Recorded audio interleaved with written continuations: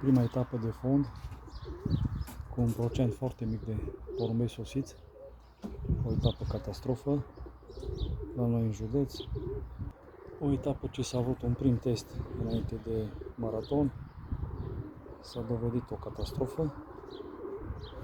Cu toate astea, am reușit un loc 27 pe lansare din 2744 de porumbei și vreau să vă arăt porumbelul.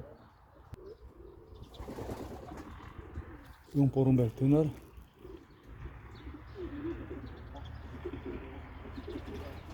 Porumbelul arată bine. Și a făcut foarte bine după etapă.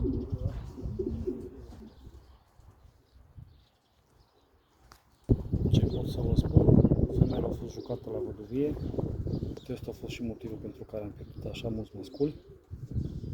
Și femeile au venit mult mai bine, fiind o vreme extrem de închisă la locul lansării.